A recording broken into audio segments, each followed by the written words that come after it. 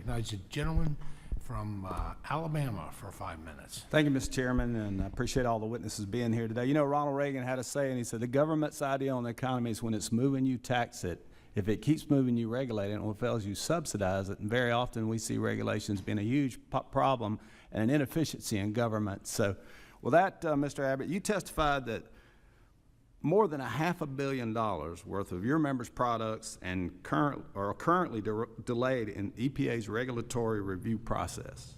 Products that include both post-patent tools and adjuvants critical for crop protection. Can you explain how this backlog is affecting grower access to proven technologies and what consequences that has on production efficiency and cost? Well, as I mentioned already before, it puts a tremendous strain on the tools that are already out there, right? So we need to have access, or they need to have access to those tools to, from a rotational purpose, and to continue to apply the adjuvants that are part of that tank mix as well, and they need to have timely access to those as well. Somebody mentioned earlier that there's just like a chemical. It's already been approved, but somehow it's still backlogging the process. Is that the case too as well? I think one of the witnesses mentioned that earlier. Y'all familiar with something that may have been approved that's still being held up because it's in some sort of new technology? Anything like that? Maybe I misunderstood when I heard that, but yeah, the regulatory environment is certainly crippling, and we get that in business. I grew up on a row crop farm. Mr. Weatherby, the technology has changed dramatically. I can remember standing in a peanut field. Mr. Cameron, you may have seen one of these, an old span sprayer, where the product was in the tank and you literally just sprayed it out across the field. And so I think we were spraying Bravo for leaf spot at the time, and I remember my dad and uncle complaining about how expensive that stuff was. I can't imagine what they were always griping about cost in farming, and we always are, right? But with inflation and the restrictions now that government tends to put on production is certainly harassing. But Mr. Weatherby, I'm going to move to you for a second. You mentioned that without updates to our regulatory system, the U.S. risks falling behind in sustainable pest control innovation. What would that mean for American growers and our agricultural competitiveness if the technology like PG-SIT were delayed or even possibly adopted in competing markets, say in China, Brazil, or the EU?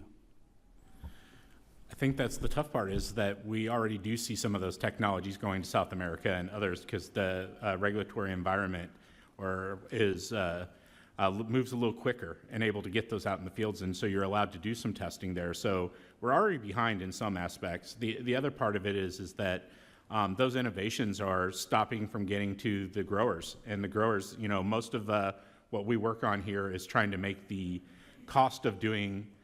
We know that our product has to be cheaper. You know, that's important to the growers.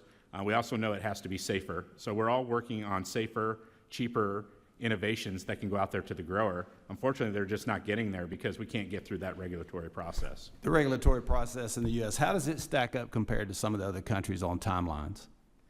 The timelines are a little longer. I think the part is that it's hard to judge because you know, there are certain things that say there are timelines, and you do pay money into going into those, but you often get delayed, or there might be not enough staff, and so you're kind of left to guess that you're going to hit that timeline or not, and then there's extensions. So it's unpredictable. It probably takes a long time to just get an extension, doesn't it? Absolutely. I can't imagine. So, yeah, when I was first out of college, I worked with the Lanco Animal Health, and I think it was 12 years then. If we found something that we thought might work, the science behind it was pretty darn good. It would take us 12 years to actually get that to the market. So I think that's about the timeline you're looking at now. You say 12 years possibly to get something. If you find something that might be good for the growers, it takes maybe 12 years now. Is that what kind of the timeline for here in the U.S.? Yeah, it's from development through registration and into hands about 12 years and about $300 million. It's tough to cash flow for 12 years, guys, if you hadn't got a product. Go ahead, Mr. Cameron. I got about 40 seconds. I'd love to hear from you. I'll talk quick. Since you're from California, we want to hear from you too. No, we see that Brazil is taking the lead in biological use on farms, and their government has partnered with the companies that are producing this to get the product in the field to the growers. I'm leaving Saturday to Brazil for a week with Secretary of Ag out of California. We're going to see what they're up to. It'd be nice if government would come alongside instead of ride on our backs sometimes, guys. I appreciate it. I'll yield back.